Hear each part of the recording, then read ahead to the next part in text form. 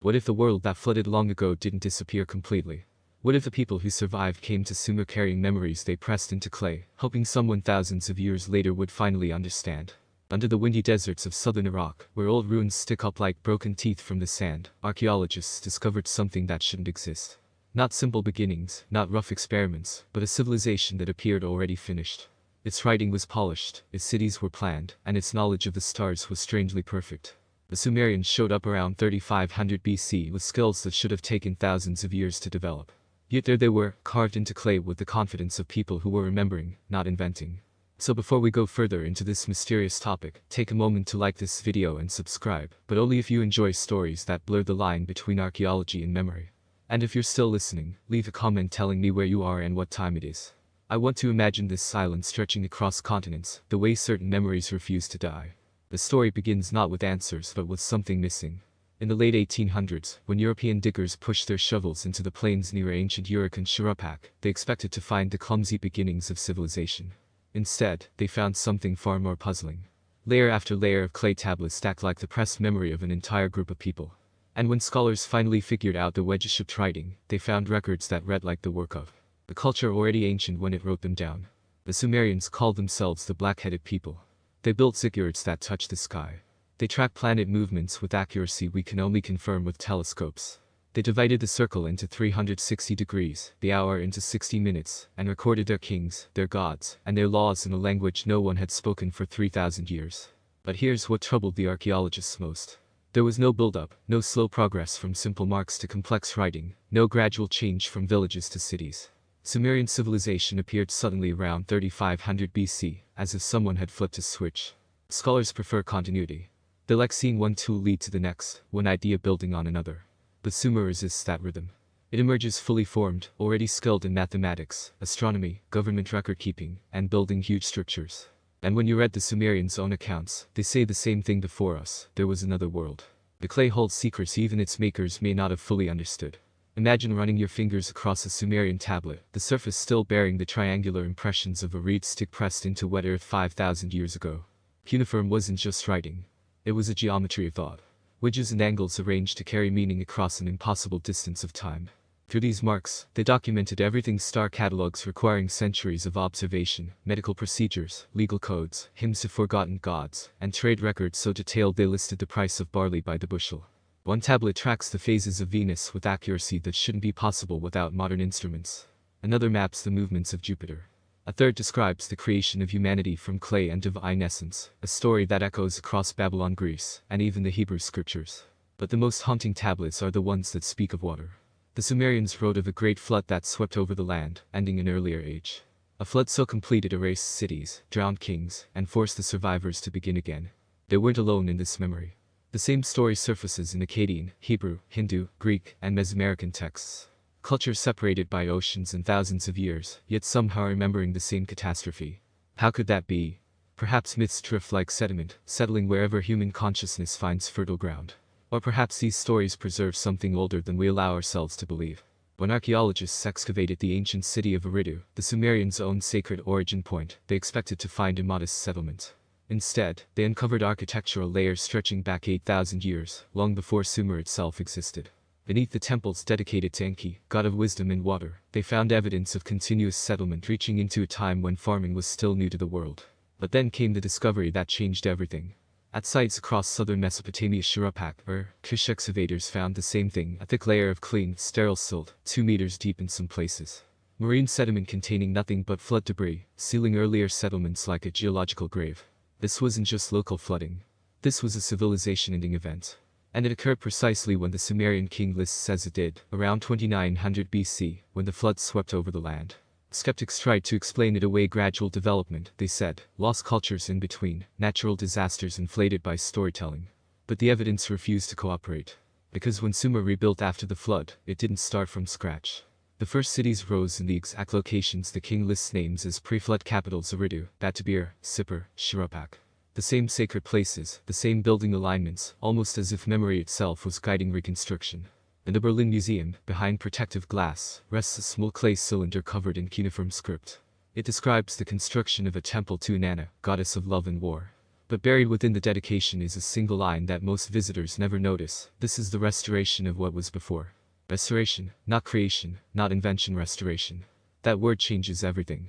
It suggests the Sumerians saw themselves not as pioneers, but as heirs, people rebuilding what had been lost, preserving what could still be remembered. And if you look closely at certain tablets, you can still see them fingerprints pressed into the clay before it hardened, the actual touch of a scribe who lived 6,000 years ago. His hand might have been trained by elders who remembered the flood firsthand. Those fingerprints haunt me. They're evidence of the last generation to have heard pre-flood stories directly, the bridge between two worlds. And when you trace the ridges of those ancient prints with your eyes, you realize they were writing down fragments of something vast, something that had been taken away. The silence around those missing pieces feels heavy, like the pause before thunder, like a song with a note removed, leaving only the ghost of its melody. Maybe that's why these tablets still speak to us across 5,000 years of dust and ruin. They remind us that what we call history might only be the part that survived the burning, that the story of human civilization may not begin where we think it does. At night, when the museums go dark and the clay tablets rest in climatic-controlled silence, I imagine them breathing, each one holding fragments of a world we no longer recognize, a world that ended in water but refused to be forgotten. We think of Sumer as the dawn of everything: writing, law, mathematics, astronomy. But what if it wasn't the beginning at all? What if it was built by people desperately trying to remember what came before? Their knowledge wasn't invention. It was inheritance. Their myths weren't fantasy. They were encoded memory. And their cities weren't beginnings. They were reconstructions of something older. As the desert wind passes over the ruins of Eridu and Ur, carrying grains of ancient dust into yet another millennium, you can almost hear the question those first scribes were trying to answer: if we don't write this down, who will remember?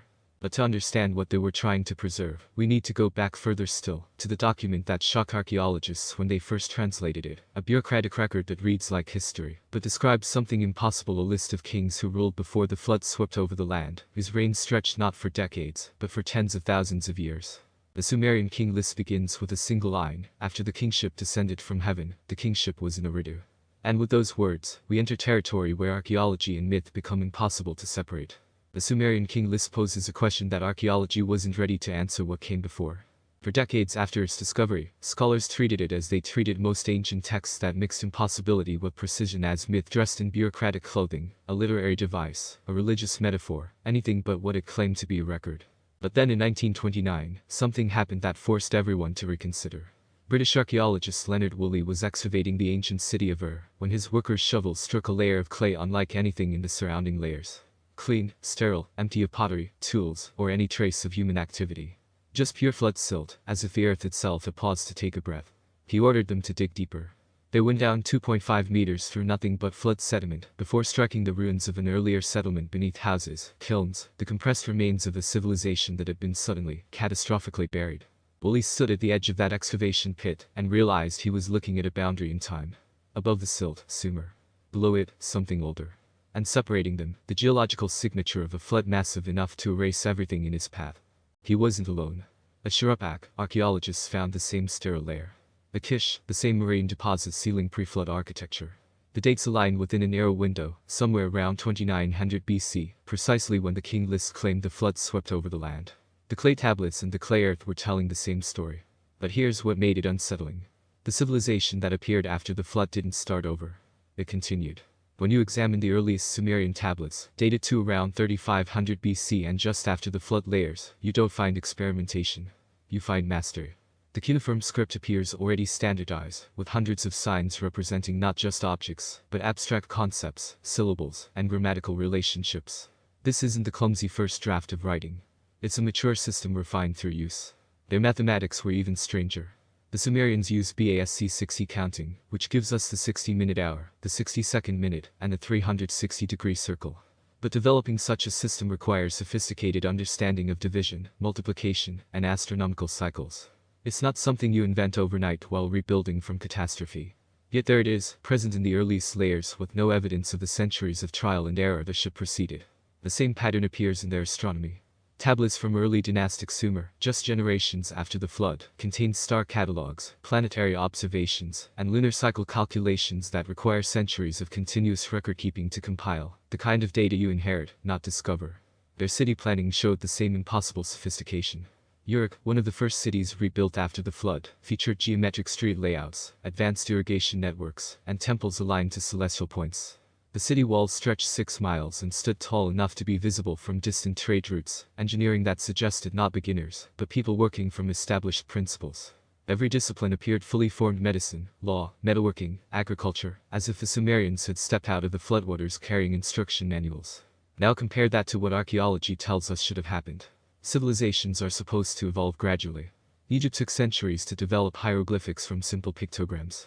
The Indus Valley script emerged slowly from proto-writing. Even alphabets, simpler systems than cuneiform, required generations of refinement. But Sumer broke the pattern. The earliest Sumerian tablets don't show evolution. They show arrival, a system transplanted fully functional into the archaeological record, as if copied from a template that no longer exists. Linguists notice something else troubling. The Sumerian language itself doesn't belong to any known language family. It's an isolate, unrelated to the Semitic languages that surrounded it, unrelated to Indo-European, unrelated to anything.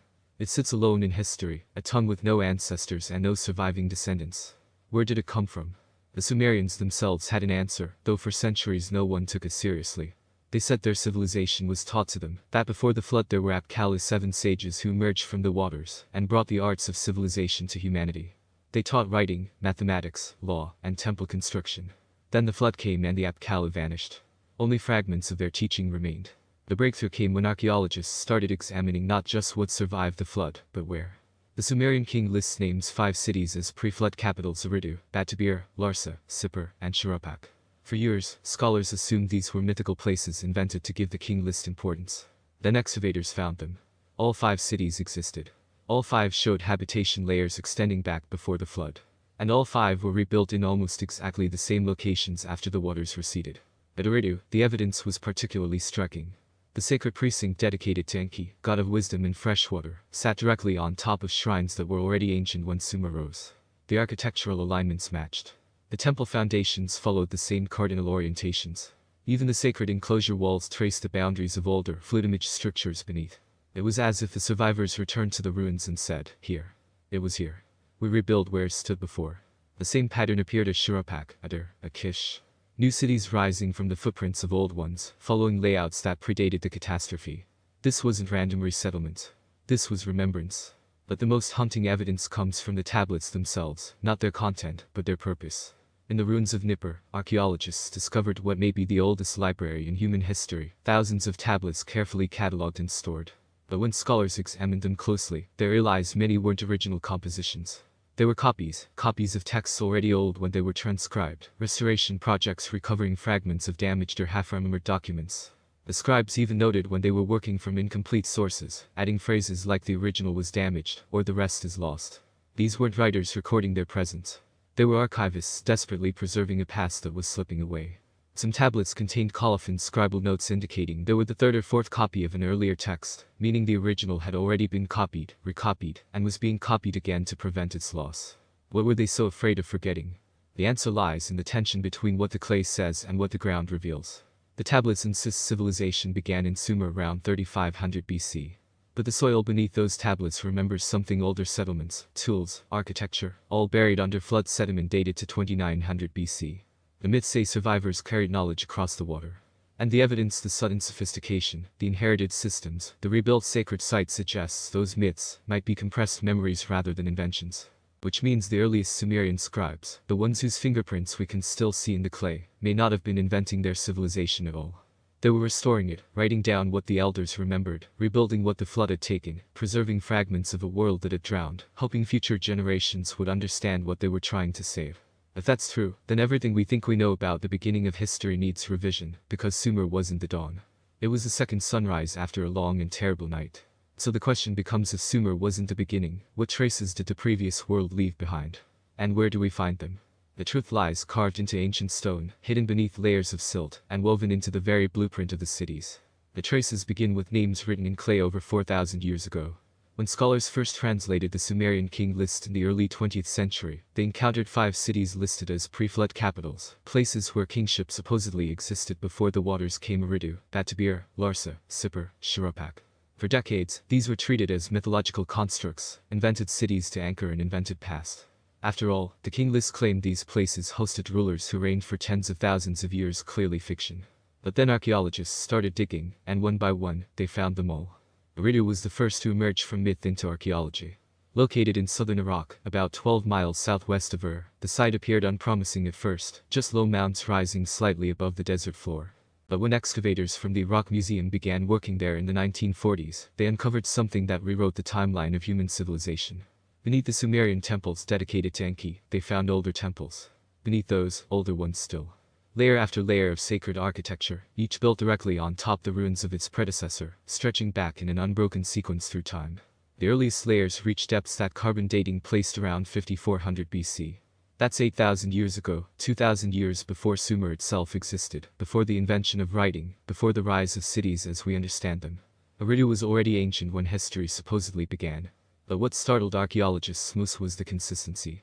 The temple layouts at the deepest levels followed the same cardinal orientations as the ones above them. The sacred enclosures maintained the same proportions across millennia. Even the positioning of altars and offering tables showed geometric continuity.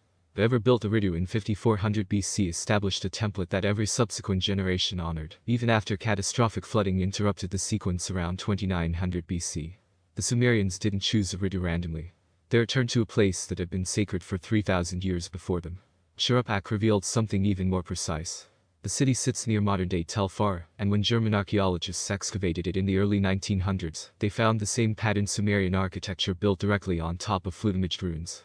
But at Shuruppak, the connection to the king list was impossible to ignore. According to the text, Shuruppak was the last pre-flood capital, the city ruled by Ubaratudu, father of Sai-Sudra, the Sumerian flood hero. It was from Shuruppak that the warning came, where the ark was supposedly built, and where civilization made its final stand before the waters rose. The archaeological evidence matched the myth with unsettling accuracy. Excavators uncovered a massive flood layer cutting through the site's stratigraphy. Beneath it, sophisticated pre-flood architecture, administrative buildings, grain storage facilities. Above it, Sumerian reconstruction following the same street grid, the same building foundations, the same urban plan. The city had been destroyed by water, then it had been rebuilt by people who remembered exactly where everything used to be. But perhaps most haunting was what they found in the pre-flood layer's clay tablets, administrative records dated just before the catastrophe, still documenting grain shipments, temple offerings, and legal contracts. The same bureaucratic systems that would later characterize Sumer were already functioning before the flood swept them away. These weren't primitive settlements. They were organized urban centers with written language, economic complexity, and institutional memory. And then the water came. The Kish, the flood layer told its own violent story. Excavated by a joint Oxford Field Museum expedition in the 1920s, Kish revealed one of the clearest geological signatures of the catastrophe. The sterile silt layer reached over 1.5 meters in depth, filled with marine sediments and scattered debris, pottery shards, fragments of buildings, the compressed remains of wooden structures. Beneath the flood layer, they found the ruins of substantial buildings with mud brick walls still standing to considerable heights, suddenly interrupted. Above the flood layer, Sumerian Kish began, its earliest structures built using similar construction techniques, but showing clear signs of starting over. What made Kish particularly significant was its position in the king list after the flood. The text claims kingship descended again to Kish. Archaeology confirms the city became one of the most important early dynastic centers, home to powerful rulers and massive palace complexes. But its greatness wasn't invented from nothing. It was rebuilt on foundations that had been there before. Sippar and Bat-Tabira presented the same pattern, though excavations there were less extensive. Sippar, identified with the modern Tel Abu Haber, showed occupation layers reaching back into the pre-Sumerian Ubaid period, a culture archaeologists date to 5000 to 4000 BC. The city's later prominence as a cult center for the sun god Shamash wasn't a new invention. It was a continuation of solar worship at a site sacred since before recorded history. Bat-Tabira, though less thoroughly excavated, revealed similar continuity. The site showed habitation across the critical flood period, with clear evidence of catastrophic water damage, separating earlier and later occupation phases. Even Larsa, the most obscure of the 5 pre-flood capitals, has been tentatively identified with Tel al-Wilaya, where surveys indicate occupation spanning the transition from Ubaid to early dynastic periods. All 5 cities existed. All 5 were inhabited before the flood. All 5 were rebuilt afterward in the same locations. The Sumerian king list wasn't inventing cities to anchor its mythology. It was preserving genuine geographical memory of where civilization had stood before the waters came. But the pattern extends beyond the 5 named capitals. At Ur, Leonard Woolley's excavations revealed the flood layer beneath the famous royal cemetery. The pre-flood settlement showed sophisticated architecture, including what appeared to be a temple platform, early evidence of the ziggurat tradition that would later define Sumerian sacred architecture. The post-flood rebuilding didn't start from scratch. It continued the architectural logic of what came before, as if the survivors carried construction knowledge across the catastrophe. At Uruk, excavators found similar stratigraphic evidence earlier Ubaid period structures beneath the monumental Sumerian buildings, separated by flood sediments. The famous White Temple and the later Anu Zikkurat were built on artificial platforms that incorporated and built upon older foundations. Even the choice of building materials showed continuity. The pre-flood settlements used sun-dried mud brick. The Sumerians used the same technique in the same proportions, following construction methods that predated their civilization by millennia. The evidence creates a disturbing picture. The cities of Sumer weren't founded on virgin land by wandering tribes who suddenly discovered urban living. There were reconstructions, careful, deliberate rebuilding on sites that had been culturally significant for thousands of years before the flood. The street layouts matched older layouts. The temple positions followed earlier sacred orientations. Even the city walls, where they could be traced, followed boundaries established in the pre-flood era. It's as if the survivors returned to the ruins with architectural memories intact, saying, "The temple stood here. The palace was there. The gate faced east as it always had."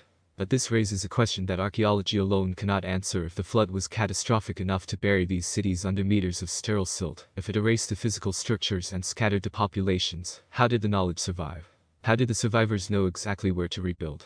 How did they maintain such precise geographical and architectural memory through a civilization-ending disaster? Unless the survivors weren't starting over at all. Unless they were the same people, or the direct descendants of the same people, who had built the pre-flood cities in the first place.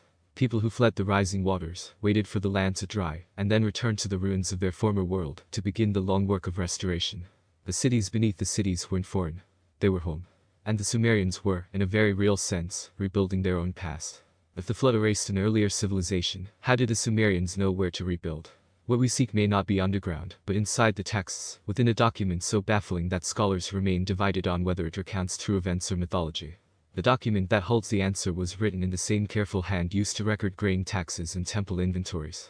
The Sumerian king list exists in multiple copies found at sites across Mesopotamia: Nippur, Larsa, Isin.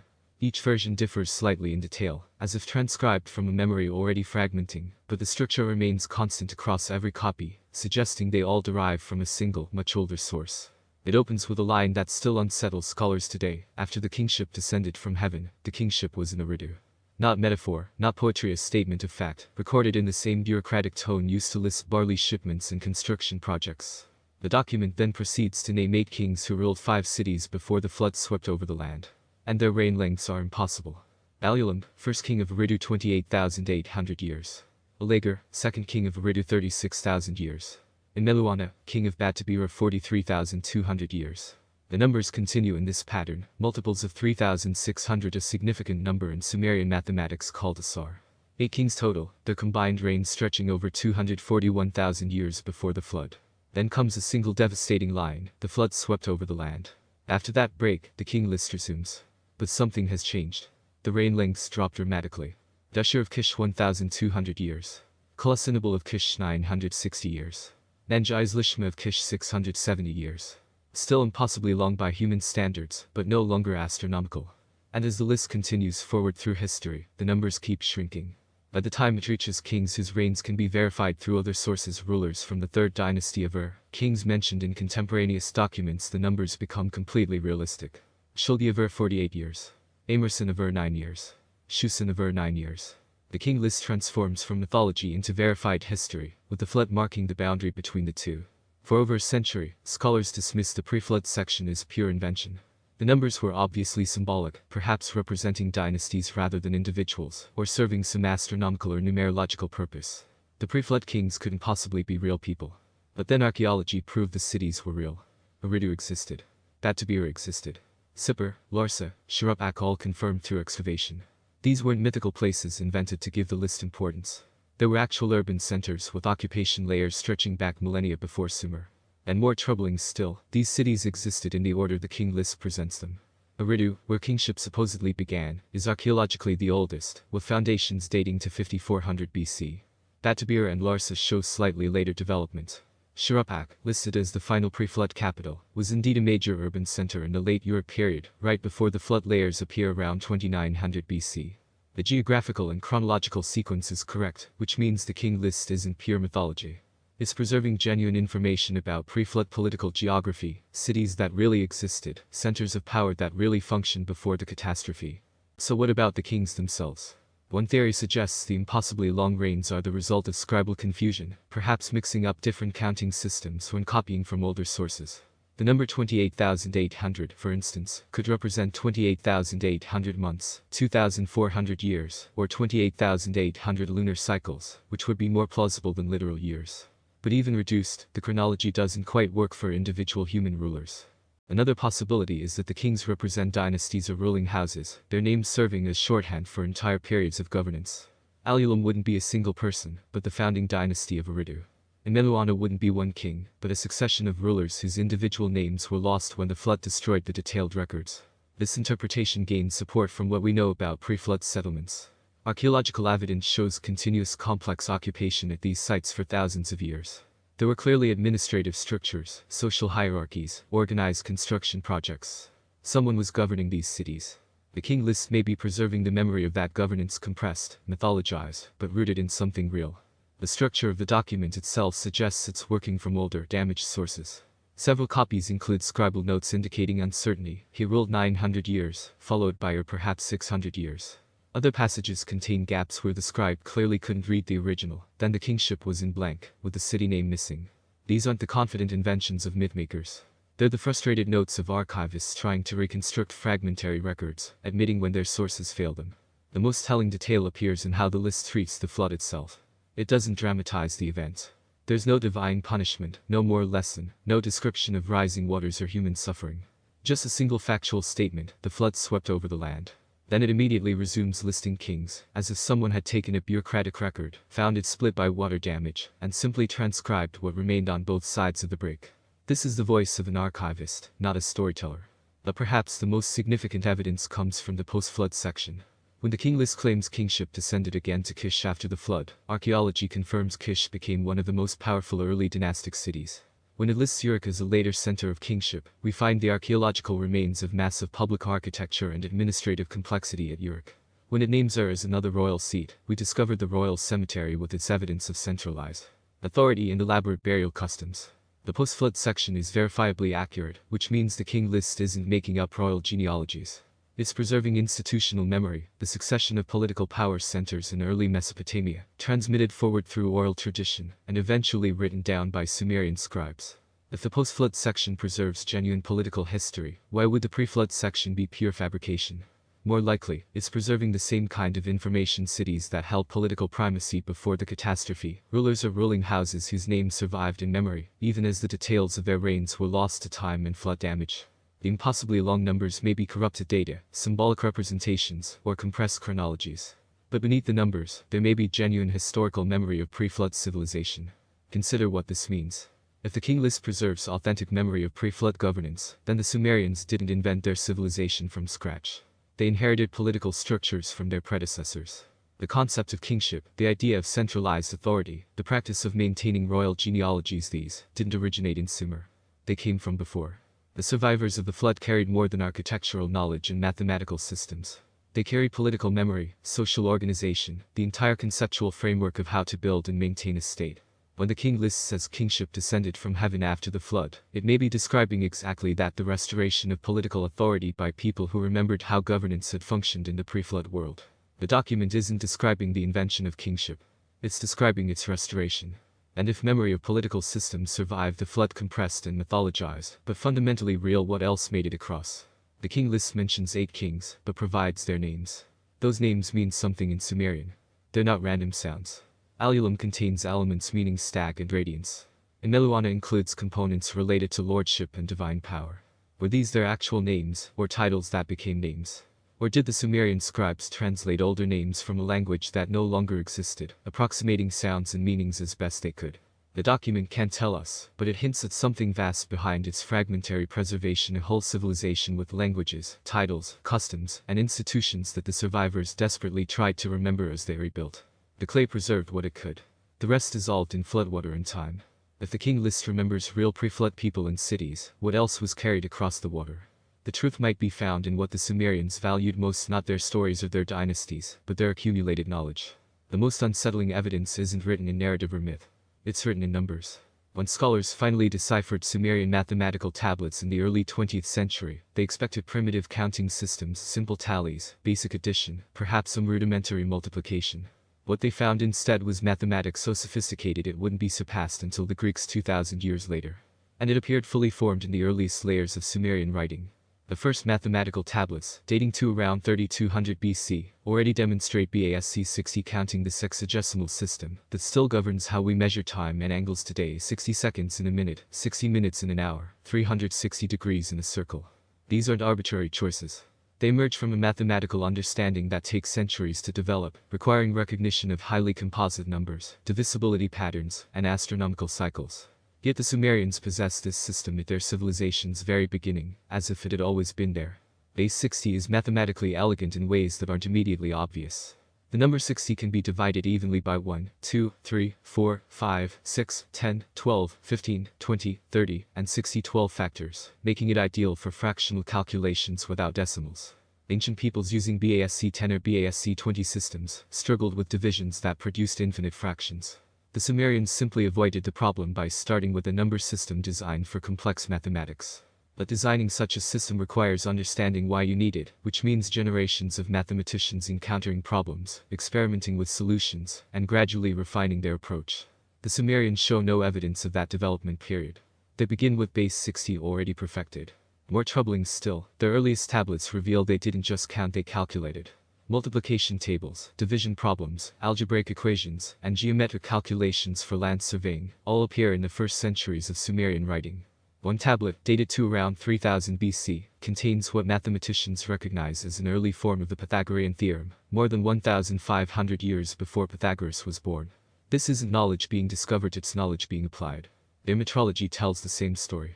The Sumerians used standardized measurement systems from their earliest known tablets: the cubit, the shekel, the mina. These weren't rough approximations that evolved towards standardization.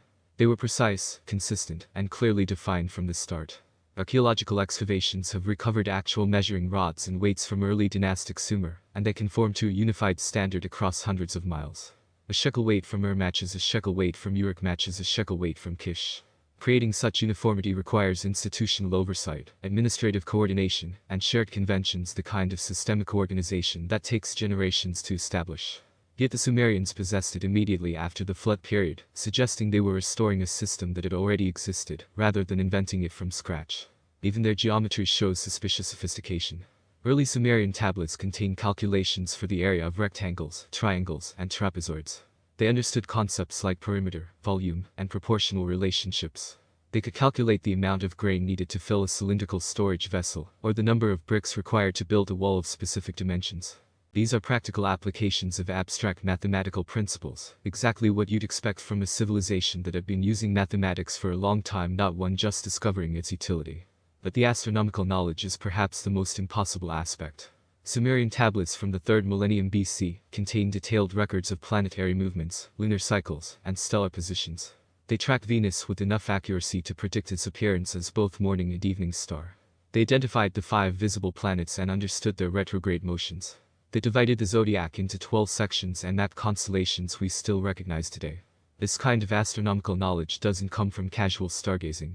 It requires dedicated observation over centuries, careful record-keeping across generations, and mathematical models to make sense of the patterns. The Chinese developed sophisticated astronomy only after 1,000 years of systematic observation. The Maya needed centuries to perfect their calendar systems. Yet the Sumerians possessed comparable astronomical knowledge within a few generations of their civilization's supposed founding. Unless they didn't develop it at all. Unless they inherited it. Consider the timeline archaeology provides. The flood layers date to approximately 2900 BC. The earliest Sumerian written records appear around 3200 to 3000 BC, essentially contemporaneous with or just before the flood. The mathematical and astronomical tablets appear within 2 or 3 centuries after. That's not enough time to develop these systems from zero. You can't create BASC 60 mathematics, standardized metrology, geometric principles, and centuries worth of astronomical data in a few generations, while simultaneously rebuilding cities from flood ruins, re-establishing agriculture, reorganizing society, and inventing writing. Something doesn't add up. Unless the writing wasn't being invented, the mathematics weren't being developed, and the astronomy wasn't being discovered. What if they were all being remembered? The evidence points to transmission from pre-flood sources. At Eridu, the oldest layers show continuous occupation extending back 8,000 years. That's 3 millennia of development before the flood, more than enough time for a culture to observe the stars, experiment with mathematics, and establish measurement standards. The Ubaid culture that dominated southern Mesopotamia from 5000 to 4000 BC showed clear signs of social organization, monumental architecture, and long-distance trade networks, all requiring numerical literacy and standardized measurements. Yet we have no written records from that period, not because they didn't exist, but because the flood destroyed them. What survived were the systems themselves, carried forward by people who had learned to use them before the waters came. The scribes who first pressed cuneiform into wet clay weren't creating mathematics. They were transcribing mathematics they'd learned from elders who remembered the old ways. The knowledge was oral before it became written, and oral transmission, while vulnerable to distortion, can preserve practical information with remarkable accuracy when the information is actively used. A mother teaching her daughter to calculate grain volumes. An elder showing an apprentice how to survey a field. An astronomer training a successor in the timing of Venus's cycles. This kind of knowledge transfers without texts, surviving catastrophes that destroy libraries. There's another possibility, darker and more speculative. What if there were written records before the flood, but in a form that didn't survive? The Sumerians wrote on clay because clay endures. But what if the pre-flood civilization used less permanent materials, wood, papyrus, leather, materials that dissolve in floodwater, rot in burial, leave no archaeological trace? We see exactly what we see in Sumer's sudden appearance of sophisticated systems with no developmental record, as if transcribed from sources that no longer exist. The earliest Sumerian scribes might have been copying older texts into clay because clay survives water. They were deliberately choosing a medium that could withstand another flood, ensuring their knowledge would persist even if catastrophe struck again. That would explain the archival urgency visible in early Sumerian texts, the copies of copies, the restoration projects, the meticulous preservation of old knowledge. They weren't just recording their present. They were frantically securing their past before it vanished completely. The mathematical tablets reveal one more disturbing detail. Some contain mistakes, not errors in calculation, but errors in copying. A scribe who understood the math would have caught these mistakes. Instead, they suggest someone carefully transcribing symbols they recognized but didn't fully comprehend, like a medieval monk copying Greek texts in a language he couldn't read. Which means some Sumerian scribes were preserving mathematical knowledge that exceeded their own understanding. They were maintaining systems inherited from a time when the people who created them were still alive to explain them. By the time these tablets were written, that explanation was already fading. The knowledge was becoming mysterious even to those who used it, its origins receding into the past like a tide going out. Within a few more generations, no one would remember where base 60 came from, or why the circle divided into 360 degrees, or how the ancient astronomers had compiled centuries of data before cities had names. It would become simply how things are done, the foundation of civilization, self-evident and eternal. But the clay remembers a different story. It remembers a moment when this knowledge was new again, transcribed by hands that were racing against time and forgetting. If mathematical and astronomical systems were inherited, where did these survivors store their memories? The clue lies where memory outlives devastation, in the longest listing archive our civilization has ever known, the libraries. When archaeologists first excavated the temple complexes of Nippur in the late 19th century, they uncovered thousands upon thousands of clay tablets stacked in systematic arrangements. At first, scholars assumed these were administrative archives, tax records, legal documents, bureaucratic paperwork. Then they started reading them. What they found wasn't the mundane record-keeping of daily life, though that existed too. They found something far stranger: systematic catalogs of everything the Sumerians knew, organized by category and carefully preserved across generations. Lists of trees and plants with their names and properties. Lists of stones and minerals classified by type. Lists of stars and constellations with their positions and movements. Lists of gods and their attributes. Lists of professions, tools, animals, fish, birds. These weren't casual inventories. They were deliberate attempts to record the totality of human knowledge, arranged so it could be memorized, transmitted, and preserved. The scribal schools of Sumer weren't teaching students to write. They were teaching them to remember. Nippur was the center of this archival effort. Located roughly between the later cities of Babylon and Ur, Nippur held special status in Sumerian civilization, not as a political capital, but as a sacred and intellectual center. The city was home to the Ekher, the great temple of Enlil, and more importantly, to the most extensive scribal academy in ancient Mesopotamia. Excavations reveal tablet collections numbering in the tens of thousands, carefully organized within dedicated chambers. These weren't scattered documents lost in ruins. They were deliberately created libraries, maintained across centuries by successive generations of scribes. But when scholars examined the tablets closely, they noticed something unusual. Many texts included colophon short notes at the end, identifying the tablet's origin and purpose. And those colophons frequently used phrases like copied from an ancient original, restored from a damaged tablet, the rest is broken and cannot be read. These weren't original compositions. They were copies, and often copies of copies transcribed from sources already ancient when the scribes were working. Some tablets even note uncertainty. It says here blank, but perhaps it should be blank, or the original was unclear in this section. These are the marks of archivists struggling with fragmentary sources, trying to preserve texts they can barely decipher. The scribes of Nippur weren't creating Sumerian literature. They were desperately trying to save what remained of something older. The Uruk revealed the same pattern. Excavations at the Inanna Temple complex uncovered some of the oldest written documents in human history, proto-cuneiform tablets dating to 3200 BC. These earliest texts are administrative grain allotments, livestock counts, labor assignments. But just a few centuries later, the tablets from Uruk shift character. Literary texts appear: myths, hymns, epic narratives. And many of these later tablets contain linguistic forms that don't match contemporary Sumerian. They're using archaic grammar, obsolete vocabulary, grammatical constructions that had fallen out of common use.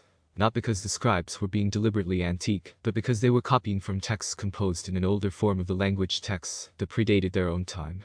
The Epic of Gilgamesh, portions of which were found at Uruk, contains passages scholars identify as pre-Sumerian in linguistic character. The flood narrative within the epic shows vocabulary and phrasing distinct from the surrounding text, as if it had been inserted from an earlier source and never fully updated.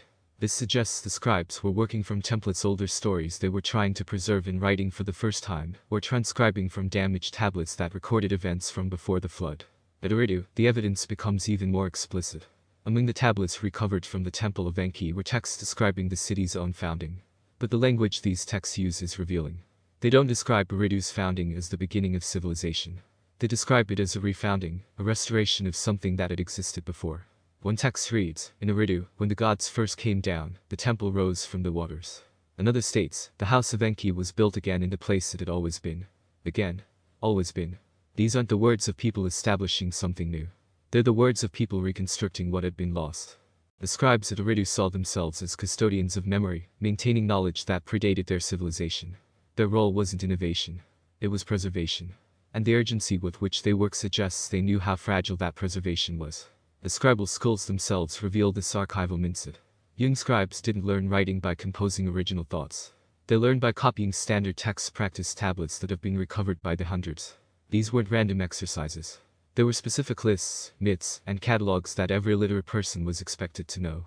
The lexical lists were particularly important. These were long, organized compilations of words grouped by semantic category, all the words for types of wood, all the words for types of grain, all the words for types of tools. Learning these lists could take years. But why memorize thousands of plant names unless you needed to ensure those names would survive, even if the texts were destroyed? Why commit entire catalogs to memory unless you were protecting knowledge against another catastrophe? The scribal curriculum reads like a civilization preparing for the worst, training students to become human libraries, capable of reconstructing the written tradition from memory alone if necessary. Some tablets make the archival purpose explicit. A tablet from Nippur, dated to around 2500 BC, contains what appears to be a catalog of older texts held in the temple library. It lists titles, opening lines, and tablet counts for works the scribes considered important to preserve. Several entries note that the original tablets were damaged by water. Water damage in ancient Mesopotamia, in a region where flooding was regular and expected, wouldn't normally be remarked upon.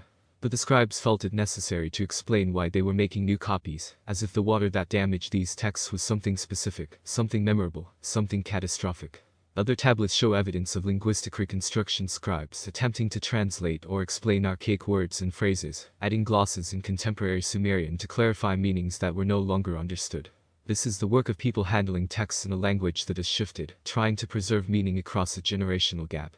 And in a few rare cases, tablets contain bilingual text Sumerian paired with an unknown language that appears nowhere else in the archaeological record. Were these transcriptions from pre-flood sources in a language that didn't survive? Attempts to preserve fragments of a linguistic tradition that was dying even as they wrote? We'll never know. But the existence of these bilingual fragments suggests the scribes had access to texts in multiple languages, some of which were already extinct or dying when they did their work. The most haunting evidence comes from the organization itself.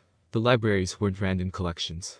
They were systematically arranged, with tablets grouped by subject and stored in specific locations. Some chambers held only administrative records. Others held literary texts. Still others contained the lexical lists and scientific catalogs. This level of organization requires institutional continuity, knowledge passed from master scribe to apprentice, generation after generation, maintaining not just the texts, but the system for preserving them. And that system appears fully formed in early Sumer, as if the survivors of the flood didn't just carry knowledge across the waters, they carried the institutional framework for preserving it. They knew libraries were important before they built them. They understood archival principles before they had archives. They organized knowledge systematically from the very beginning, as though they had learned the hard way what happens when knowledge isn't protected. Sumer's first scribes weren't writers in the modern sense. They were keepers of memory, guardians of fragments, people working against time and entropy to save what could still be saved. Their tablets weren't literature. They were rescue operations. Every copy made was an act of defiance against forgetting. Every list memorized was insurance against another flood. Every library established was a fortress against the dissolution of knowledge. The people who survived the catastrophe had learned something we're only now beginning to understand: that civilization is fragile, that knowledge can vanish, that memory itself requires protection. So they built libraries before they built palaces. They trained scribes before they trained soldiers. They preserved the past before they recorded the present, because they had seen what happens when memory drowns. What memories were so important that the survivors rebuilt entire cities just to protect them? The answer was written in every myth they preserved, every tale they copied, every story they refused to let die. The stories they preserved weren't random folklore. They were survival instructions. When scholars first translated the Epic of Gilgamesh in the 1870s, one passage caused immediate controversy.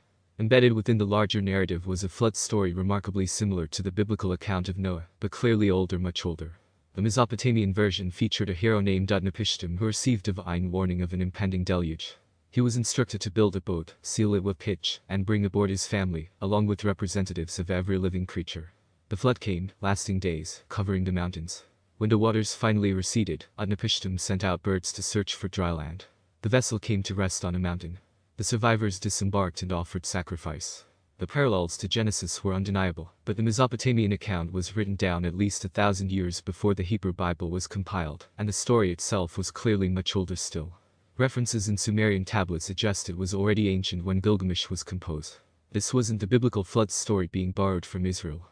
This was Israel borrowing from something more ancient that originated in Mesopotamia. But the discovery didn't stop there, because as anthropologists catalogued myths from around the world, they found the same story everywhere. In ancient India, the Satapatha Brahmana tells of Manu, who was warned by a divine fish of an impending flood that would destroy all life. Manu built a ship and survived the deluge, his vessel tethered to the fish as waters covered the earth. When the flood subsided, Manu alone remained to repopulate the world. In ancient Greece, Deucalion, son of Prometheus, received warning from his father that Zeus intended to destroy humanity with a great flood. Deucalion built an ark, survived 9 days and nights of rain, and eventually landed on Mount Parnassus. He and his wife Pura became the ancestors of the renewed human race. In Mesoamerica, Aztec tradition preserved the story of Coxcox, who survived a catastrophic flood sent to destroy the fourth age of humanity. He built a boat, weathered the deluge, and eventually landed on a mountain in the Valley of Mexico. In Wales, the triads speak of Dwyfyn and Dwyfych, who escaped destruction in a vessel without sails, when Lake Leon burst its boundaries and flooded all lands. Even in Polynesia, separated from these continental cultures by thousands of miles of ocean, the story persists. Nu survived a great flood sent by the god Cain, built a boat, and when the waters receded, offered sacrifice. A rainbow appeared as a sign that the destruction had ended. The consistency is disturbing. These cultures had no contact with one another when their myths were formed. Polynesia was settled long after Mesopotamia fell silent. The Americas developed in complete isolation from Eurasia for over 10,000 years. Ancient India and Greece, while connected by later trade routes, show flood traditions that predate those connections by millennia. Yet the narrative structure remains remarkably stable. Divine warning precedes the disaster. A chosen survivor receives instructions to build a vessel. The flood destroys civilization, covering even the mountains. Animals or seeds are preserved aboard the vessel. Birds are sent to search for dry land.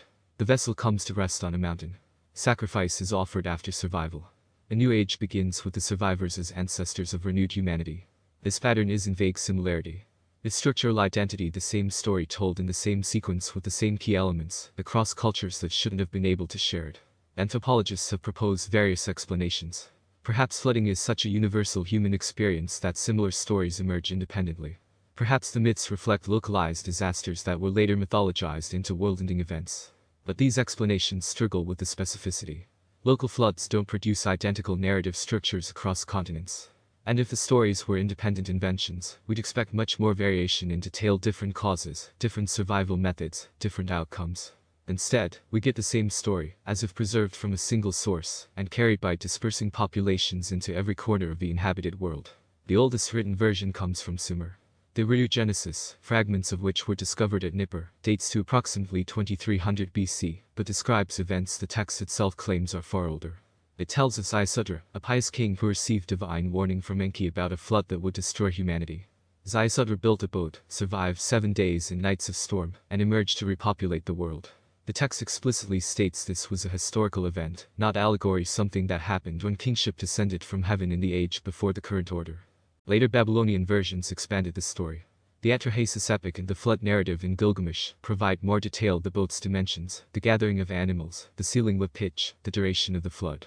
But they're clearly elaborations of the same core tradition that appears in the earliest Sumerian fragments. This makes Mesopotamia the probable origin point of the flood tradition, the place where the story began, because it's the place where the flood actually occurred. But the myth preserves more than just narrative memory. When you examine the Sumerian version closely, it contains practical information. The dimensions of Ziusudra's boat, though mythologized, reflect actual Mesopotamian shipbuilding proportions. The instruction to seal it with pitch matches real waterproofing techniques. The advice to bring seeds and animals reflects genuine survival strategy for long-term isolation. This isn't pure mythology. It's emergency protocol wrapped in story form. Ancient peoples used narrative as a memory storage system, encoding practical knowledge and tales that could survive oral transmission. The flood story functions this way, teaching survival strategies through mythic narrative, ensuring the knowledge of how to weather catastrophe would be remembered, even if the original context was forgotten. And perhaps that's exactly what happened.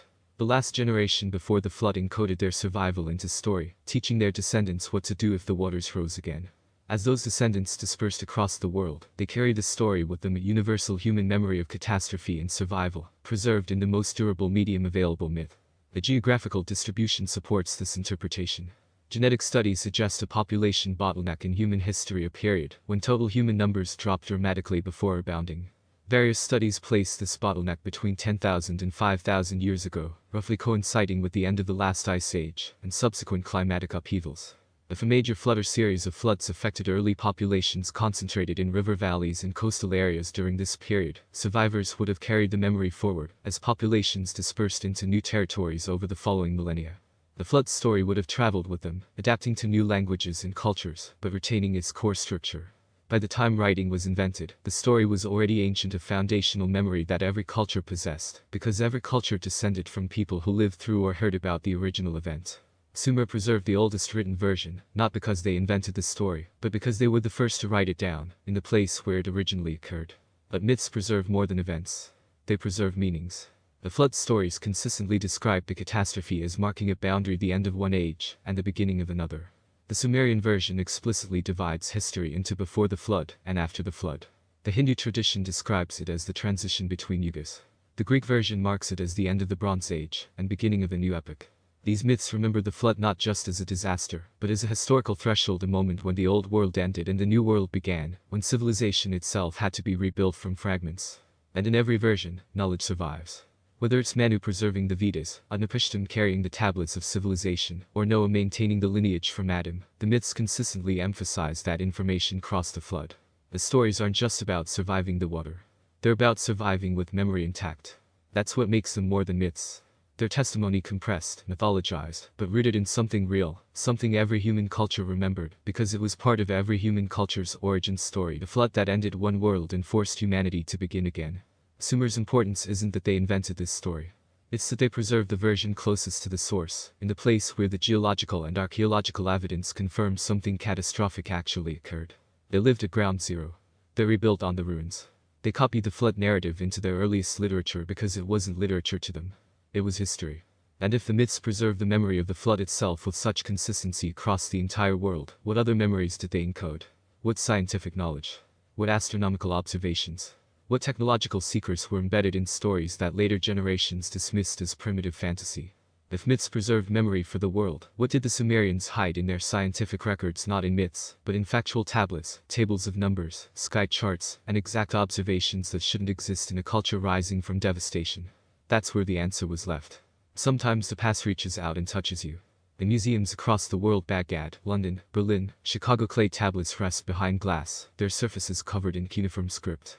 Most visitors focus on the writing, trying to decipher the wedge-shaped marks that record laws, transactions, myths, and mathematics. But if you look closely at certain tablets, you'll see something else, something that bridges the 5,000 years between then and now with unsettling immediacy: fingerprints. Actual ridges and whorls pressed into the wet clay before it dried, preserved by accident, when a scribe's hand brushed across a tablet's edge or gripped it to turn it over.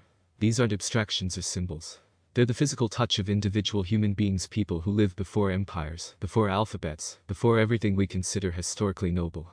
And some of these fingerprints may belong to the first generation of writers in human history, people who learned their craft from elders who had heard flood stories not as ancient myths, but as recent memory, the last bridge between the world that drowned and the world that rose after. The intimacy of these marks is profound. When you trace the ridge patterns with your eyes, you're seeing the unique dermal signature of a specific person, perhaps a young apprentice scribe at Uruk around 3000 BC, carefully pressing cuneiform into a practice tablet, perhaps an official at Shuruppak, documenting grain supplies in the years just after the flood, perhaps a priest at Eridu, copying an ancient text whose origins he no longer understood but knew must be preserved. These weren't mythological figures or distant names in a king list. There were people with individual identities, unique to all history, who happened to leave their literal mark on clay that survived when almost everything else turned to dust. And if we date these earliest tablets correctly to the generations immediately following the flood layer around 2900 BC, then these scribes were at most 1 or 2 generations removed from people who had lived through the catastrophe. Their teachers might have been children during the flood. Their grandparents might have been among those who fled the rising waters and returned to rebuild. Which means when these scribes wrote down flood myths, astronomical records, mathematical systems, and king lists describing the world before the deluge, they weren't working from abstract tradition. They were recording testimony, information passed directly from survivors to the next generation, now being committed to clay before the last witnesses died. The archaeological evidence supports this continuity.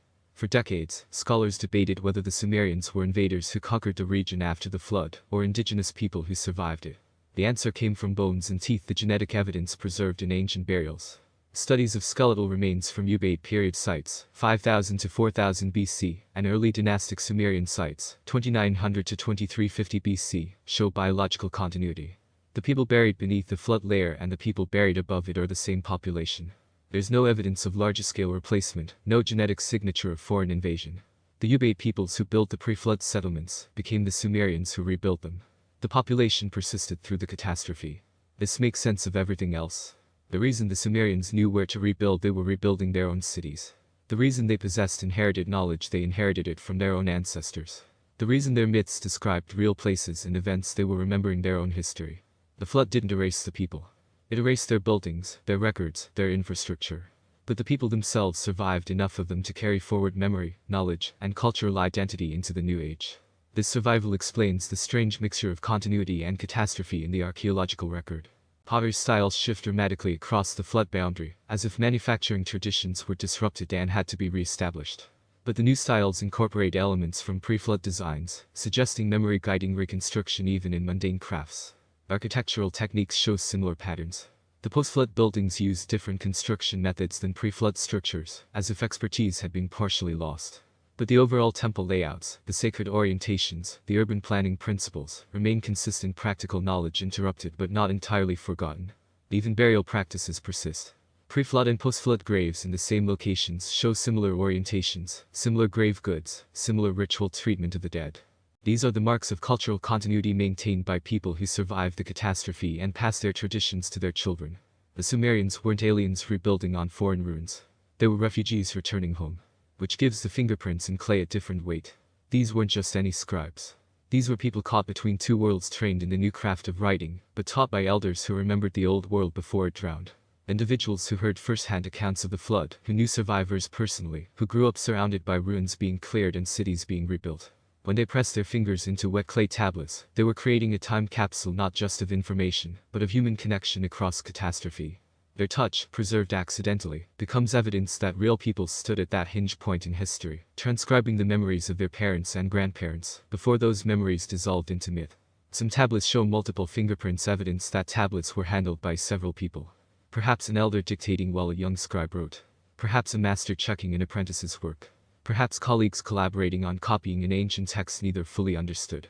These collaborative fingerprints suggest transmission knowledge passing from one hand to another, one generation to the next, preserved in clay because everyone involved understood how fragile memory becomes without physical anchors. The emotional weight of this evidence is difficult to articulate. We're used to thinking of ancient history as distant, abstract, knowable only through impersonal artifacts and anonymous ruins. But fingerprints collapse that distance.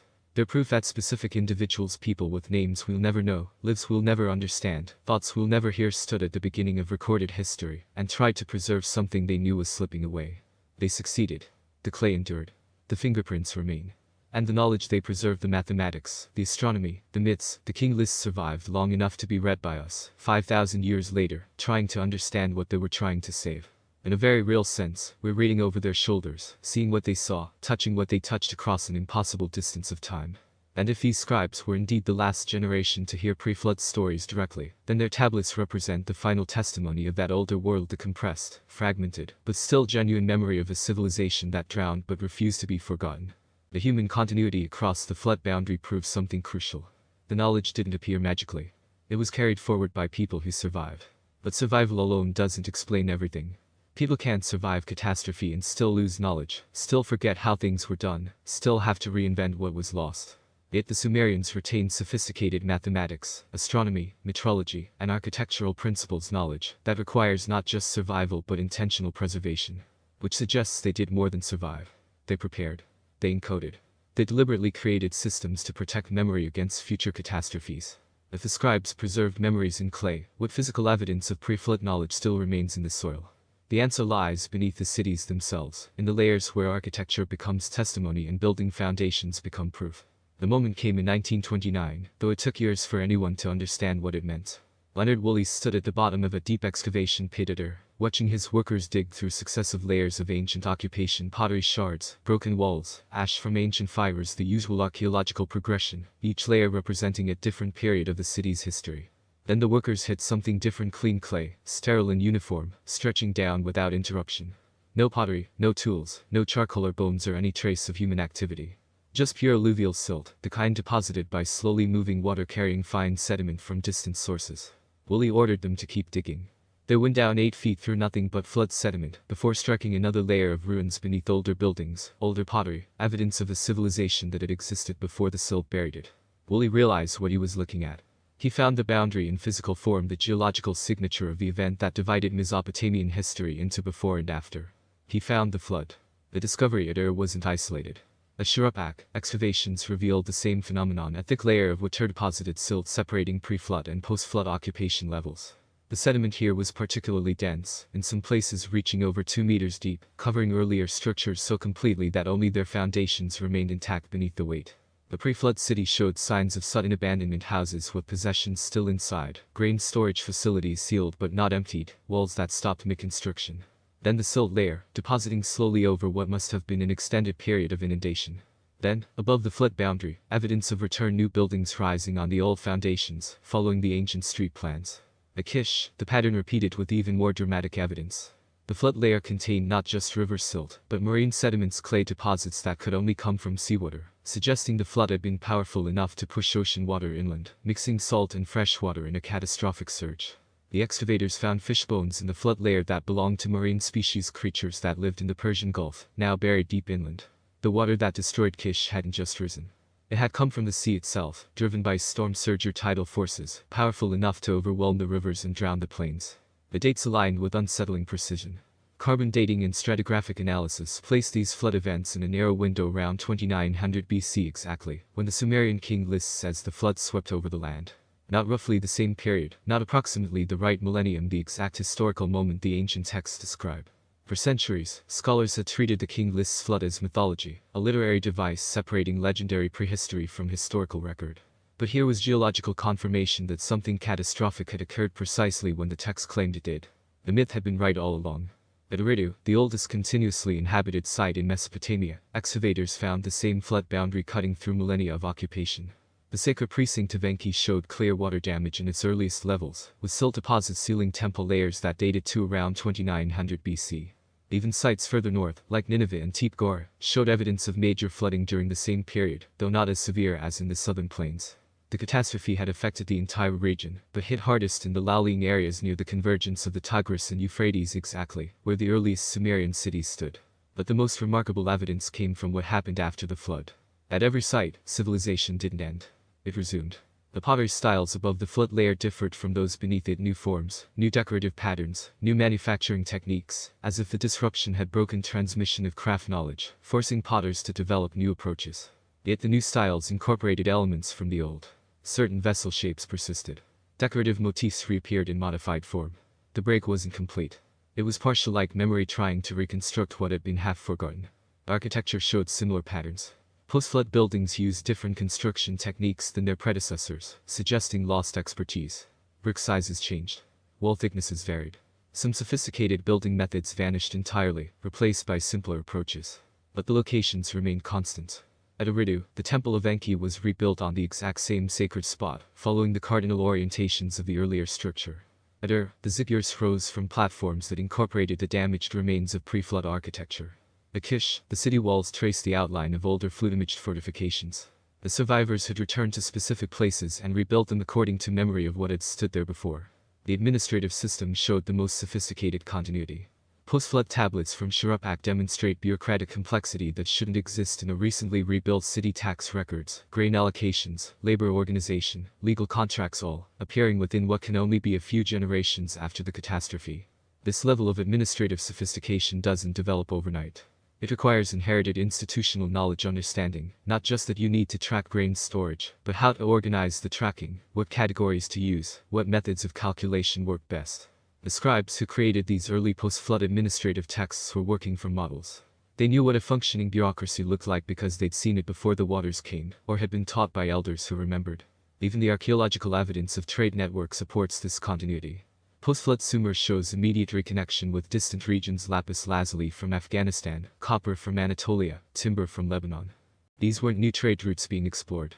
There were old relationships being re-established, contacts being renewed with partners who had also survived the catastrophe. The flood layer itself preserved evidence of the disaster's nature. In some places, the soil contained organic debris, fragments of reeds, pieces of wood, compressed plant matter. Radiocarbon dating of this organic material confirmed the flood occurred rapidly, with massive volumes of water depositing sediment in a geologically short period. At Kish, geologists identified multiple surge deposits within the flood layer, evidence that the water hadn't risen steadily, but in waves, each surge adding another layer of sediment. This matches the description in flood myths of storms lasting days, with the waters rising and falling in destructive pulses. The mineral composition of the silt told its own story. Analysis showed the sediment came from both riverine sources upstream and marine sources downstream, suggesting the disaster involved both river flooding and tidal surges, a perfect storm of hydrological catastrophe that trapped the Laolian Mesopotamian plain underwater from multiple directions. The depth and extent of the deposits indicate the flooding lasted long enough for fine sediments to settle out of stiller, slow-moving water, suggesting weeks or months of inundation before the land dried enough for human return. But perhaps most telling is what the flood layer doesn't contain. There are no mass graves, no piles of bodies buried in the silt, no catastrophic death assemblages like those found at sites destroyed by warfare or volcanic eruption. The absence suggests evacuation. People saw the waters rising and fled to higher ground, surviving long enough to wait out the disaster, before returning to find their cities buried. This matches the mythology perfectly. The flood stories don't describe total extinction. They describe warned survivors who prepared and escaped, then returned to rebuild. The archaeology confirms the myth. The geology validated the text. The king list's placement of the flood at a specific moment in history turns out to be accurate. And with that confirmation comes a realization: if the Sumerians were right about the flood, if they were preserving genuine memory rather than inventing mythology, what else would they write about? What other information encoded in their texts, their mathematics, their astronomy might be recovered memory rather than ancient speculation? The flood layer proves that survivors rebuilt the world. But it also proves they did so deliberately, returning to specific places, following remembered patterns, preserving whatever fragments of knowledge they could carry forward. These weren't primitive people stumbling towards civilization. They were sophisticated people restoring civilization from memory. The question that haunts the flood boundary is whether they left more than just buildings and texts. Whether embedded in the very structure of their reconstruction were deliberate messages, clues meant for future generations, who might wonder where it all began. The survivors rebuilt civilization. Did they leave deliberate clues for future generations? The answer lies in how precisely their knowledge was preserved, how systematically their memories were encoded, and how carefully their cities were designed to carry meaning across time. Everything converges in the clay. The king lists preserve political memory cities that ruled before the waters came, compressed into bureaucratic record. The myths preserved cultural memory, the flood itself, encoded in narrative that traveled across continents. The astronomical records preserved scientific memory, centuries of planetary observations impossible to compile in a single generation. The sexagesimal system preserved mathematical memory, BASC 60 counting so sophisticated it still governs how we measure time and angles. The flood layers preserved geological memory, 2 meters of sterile silt, marking exactly when the catastrophe occurred. The city foundations preserved architectural memory, Ritu, Shirapakri, built on ancient footprints, following sacred orientations remembered across catastrophe. The restoration tablets preserved archival memory, copies of copies, damaged texts rescued from oblivion by scribes who understood what happens when knowledge drowns. Each piece alone might be coincidence. Together, they form a pattern. Sumer wasn't the first civilization. It was the first civilization built by people desperately trying to remember the world that came before. Their knowledge wasn't invention. It was inheritance, passed from survivors who had walked out of a drowned world carrying fragments of what had been lost. Their myths weren't fantasy. They were encoded history, compressed and mythologized, but rooted in genuine catastrophe. Their cities weren't beginnings. They were restorations, rebuilt on ruins by people who remembered exactly where everything had stood. And those fingerprints pressed into clay, they may be the last physical touch of the generation who bridged two worlds, people who heard pre-flood stories directly, who learned pre-flood knowledge from elders who had lived it, who understood their role wasn't to create civilization, but to resurrect it. They succeeded. The clay endured. The knowledge survived. And 5,000 years later, we're finally beginning to understand what they were trying to tell us. That history didn't begin in Sumer. That the first cities rose from older ruins. That the Great Flood wasn't mythology, it was memory. If the last generation before the flood left clues in Sumer, how many more clues still lie buried beneath the sand, waiting for someone willing to listen?